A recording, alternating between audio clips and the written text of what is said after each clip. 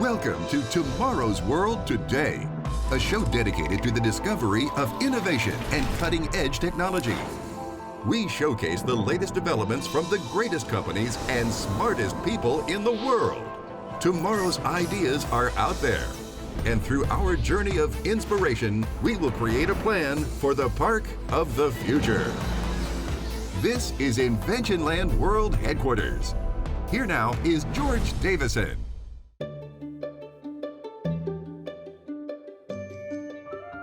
Hey, George, I wanted to pitch you an idea.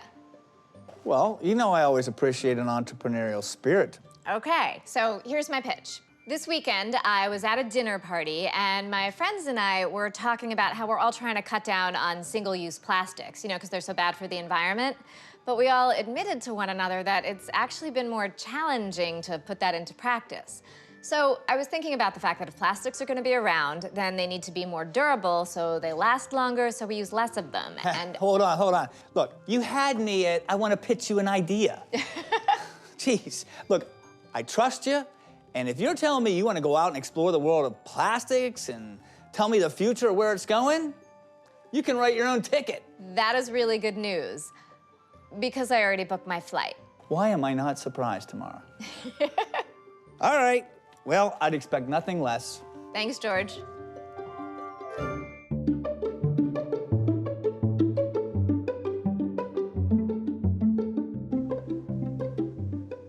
Mr. D, Yes, Donna. Joe and Jordan are here for you. Guys, I've got a great project, and I've been dying to tell you about it. I mean, you're the perfect team for this project. We've got our classes that are in the schools today, and the Inventionland labs are out there. And the middle schoolers, we want to get them a little more jazzed up, like to edutain them some more, right? So they invent more. And we had a brainstorming session, and we came up with the Inventsons, and all the character profiles are in here, okay? That's what I'll give you today. Anyway, let me tell you a little more about the backstory and the characters, okay? Yes, sounds great. So, we came up with the ideas that this family has a grandpa, and there are 3 grandchildren, and they have this kind of theme park, and there's a nemesis involved. I'm counting on you guys to frame all this up and fill in all the gaps to the story. Oh, wow, this sounds great. Tell us more about the characters. That's Jesse. He's the youngest.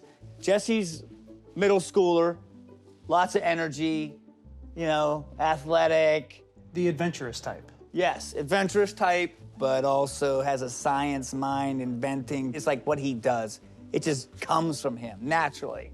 And then his older brother, that's Walt. And Walt is like a nerd, kind of a science guy, and he's part IT specialist, can write code, circuit boards, no problem, that kind of thing. He's the brains of the operation. Right. Deep down brains. And then Sue, she's more like glamour queen, inventor, but also, be careful, she's a super maker. Like, she can make anything. Don't underestimate her. Give her a problem, get out of the way. She can cook it up and make it even better. And that's Grandpap. His nickname's G. All right? We pretty good on that? Sounds good. All right, so we're gonna get into the bigger challenge in the storyline. We have G and a guy named Balzer. Now, we need to talk about Balzer, because G and Balzer go way back, all the way back to when they were kids. And they'd compete in science fairs and inventing contests. And whatever G was doing, Balzer was always trying to outdo him. But he ended up always doing like the anti-stuff, which caused a lot of craziness, which gets me to these theme parks that they have that are kind of dueling one another. And it's a bit of a Hatfield versus McCoy's kind of story all around inventing. So why don't we check out the setting, because I think that's gonna tell us a lot more. Well, actually, graphically and artistically for you two, you'll get it like that. All right. Sounds Okay. good. When you're directing a team of artists, you have a lot of different components. You have the writer, you have the artist who does the pencils, you have someone who actually has to do the inking, you have another person who does the colors. So my job is to make sure we maintain the same vision, keep it consistent, and just really create a product that we can all be proud of. This also just sounds like a great opportunity to stretch my art abilities and work with Joe some more. All right, guys. Wow, this looks familiar. Hey, don't I work inside that robot? You go right through that door. So we're cooking up a story about Invention Land and these characters that live in there. Because we get all these tours. We get thousands of these kids coming through here a month now. You know, they really enjoy all that activity. So the Inventsons live here. And that's the setting in which they invent. Until Balzer comes around with Balzer Land, which is kind of like the opposite of Invention Land. That's Balzer's lair. And I think what you guys could do is just put on your storyteller hats, right? And see if you can cook up some great stories that are very dramatic between these two worlds. Bring them together, and let's see what you can create out of that. Sounds great. I think we can do it. Super, because if you can do that, I would love to turn it into a comic book. And then the kids can get them and have fun with that, but also weave the stories of the comic book and also the characters into the courseware that's in all the schools. Our inventing labs would just, I think they'd really grow with inspired kids. We're on it. Thanks, guys. Come on, I'll get you the stuff. I think the Inventsons is an incredible opportunity to sort of bring a lot of creative ideas to children, especially doing this in a comic book format. It's really going to give them a really unique opportunity to sort of take behind-the-scenes look at Invention Land, too.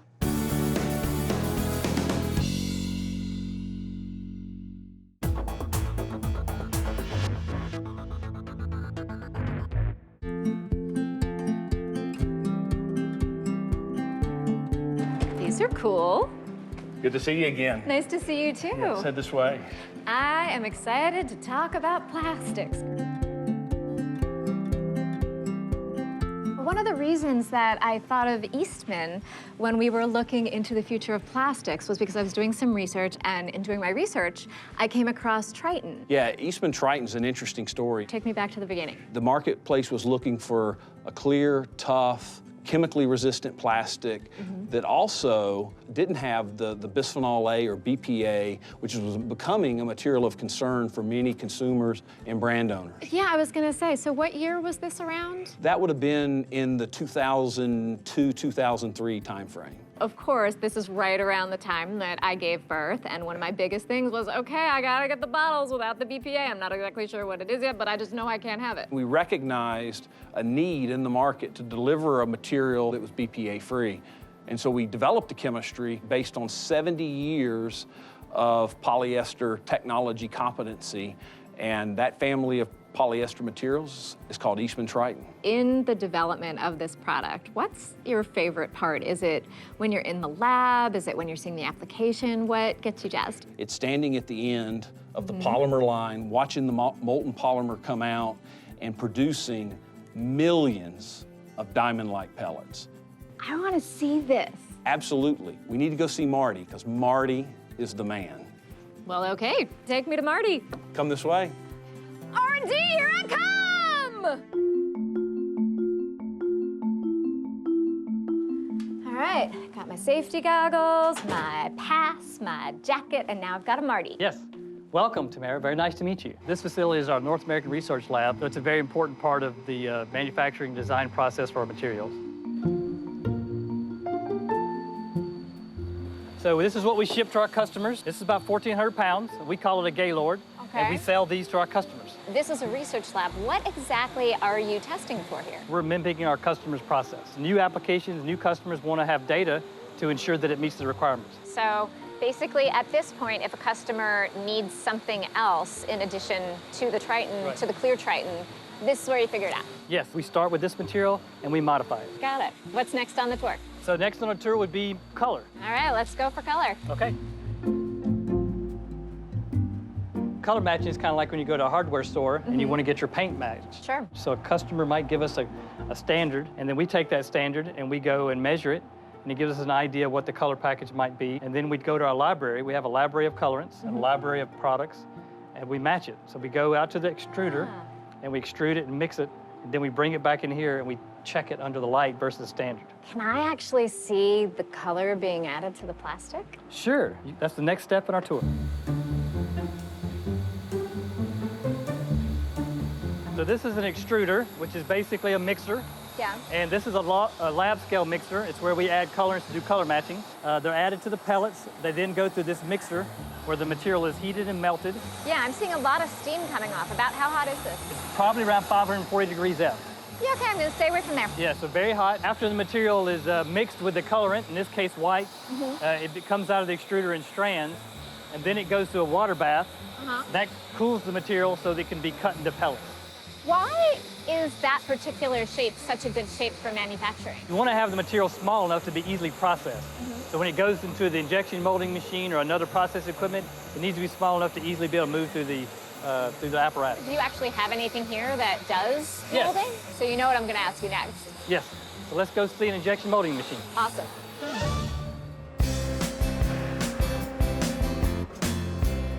So what exactly am I looking at here? Yes, it's called an injection stretch blow molding machine.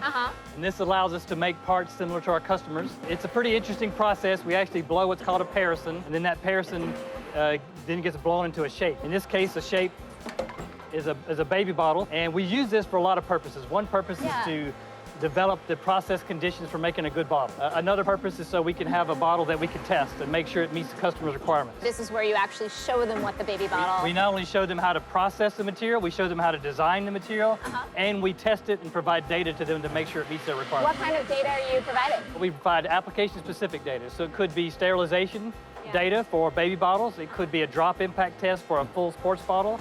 And it could be a QA procedure where we look at, determine, make sure the product has low stress. Lower stress results in materials that have higher durability. It gives us better toughness, better chemical resistance. The more we can do to design and process the material correctly, the more durable it will be. These water bottles look pretty trippy. Yeah. What's going on here? This is a polarized light box, and this allows us to evaluate the stress of the material as it's molded. So material that has high stress tends to have more rings and more color. So if you look at the bottom row, you see that had a little more color there, more rings. That's high stress, so that's not a very good bottle. You can't see this with your naked eye unless you have a polarized light. It's just like wearing polarized sunglasses. Wait, so I have a practical question. If I just popped on a pair of polarized sunglasses, will I be able to look and see that and make a buy? Possibly. If it's molded correctly, you won't see much. George, it's always nice to get good shopping tips, right? Yes. I come through for you.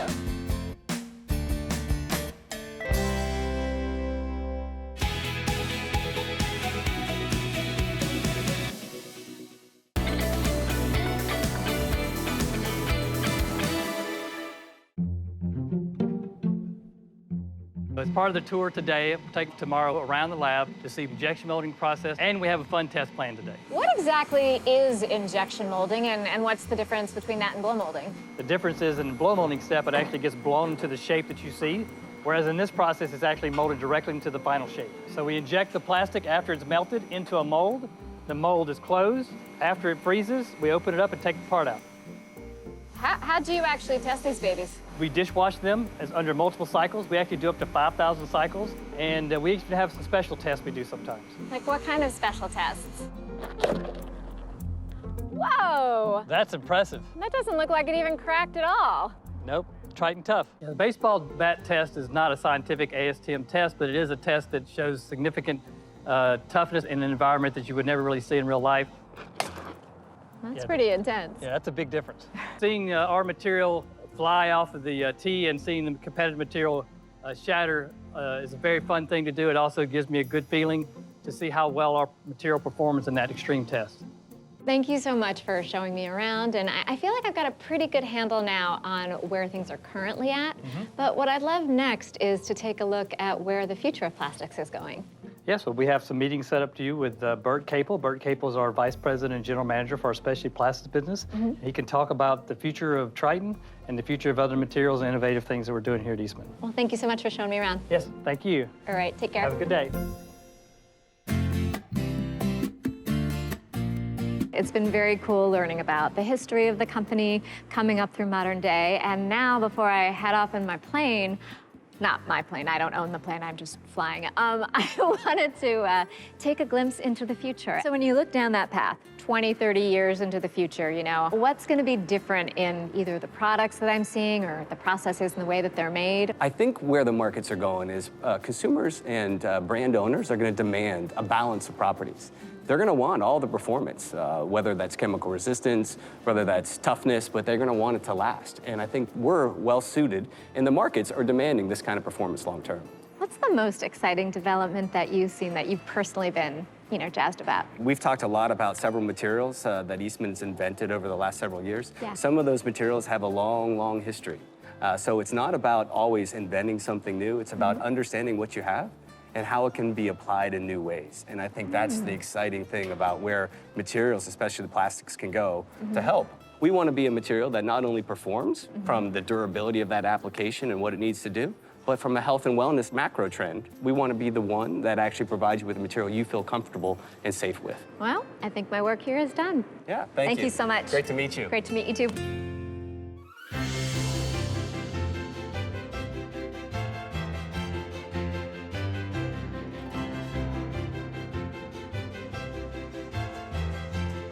Hey, Mr. D.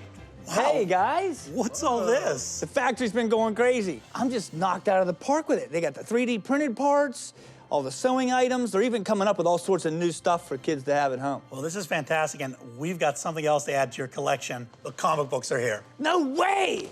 Hot off the presses. All right! This is so exciting. Actually, no. You guys go first. Oh, wow. Wow. Oh my gosh, it looks so good. Great job. The characters really, really come to life on these pages. You guys knocked it out of the park. Thank you. Way to go. Well, we've got to get working on the next issue. All right, guys. Well, if you can outdo yourselves, I'd be surprised. This looks so good.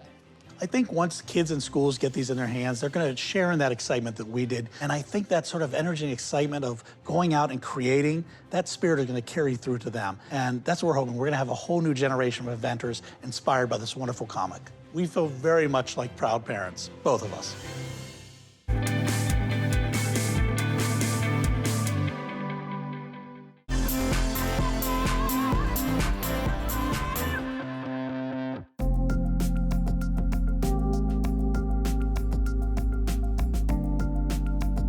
George, he knows like there's a potential with the innovation in the Middle East. So we're trying to get like the people over there who are interested in the innovation to build the park in the Middle East. So we're literally just got back and we have a lot of information to share with George. It's a lot of positive feedback from the meetings that we had overseas. You went to the Middle East. How did it go over there? It was wonderful. We did like a very productive meetings, and the more excitement was the meetings in Saudi Arabia.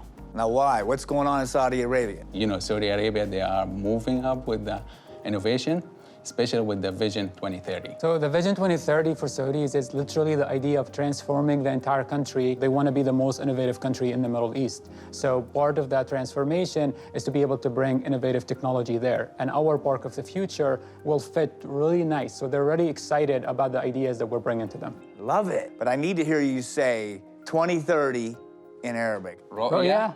20, 30. That has a nice ring to it. And not yet. There's the more exciting news. They are planning to build the biggest human-made city in the world. So that means they're putting in some pretty large infrastructure investments in Saudi Arabia. And it's in all areas, technology, innovation, any area you think it will improve, Health. Yep.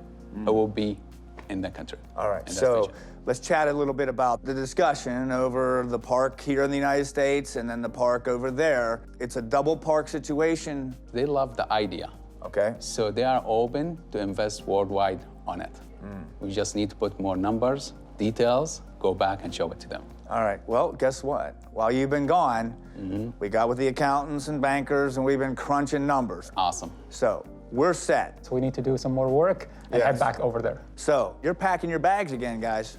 When we went to the Middle East for the fund for one park, and then we told them like, oh, we are planning to build another park in the US, and they said like, is there a possible to get investment in the park in the US? So now we went thinking that we're going to actually be talking about one park. Now we're talking about two different parks. Hey, George. Hey, welcome back, Tamara. It looks like you've been busy while I was gone. Oh my gosh, you have no idea. The guys just left. They're going out to do a tour circuit to all the potential investors right now. Anyway, big ideas, That's big numbers. Well, if anyone knows how to think big, it's definitely you. Hey, thanks, Tamara. So tell me, how was the trip to Tennessee? You know, it actually gave me some hope. I mean, the folks at Eastman are working real hard on trying to create more durable plastic. They even had me take a baseball bat to one of their prototypes and try and shatter it. Wow, how'd that go? Well, let's just say I think they're doing a better job developing their products than I am with my swing. Oh boy. Well, hey, I think I have something that might cheer you up. Really? This time, I have a gift for you. You got me a gift for a change? I sure did. That is so nice and unexpected. Well, here you are. It's the Inventsons, issue 0. This is so cool. Well, I thought you and your daughter could enjoy that one. And then I'm gonna give you one as well to put away somewhere safely as an investment. Because if things go the way I think they're gonna go, that's gonna be a collector's item one day.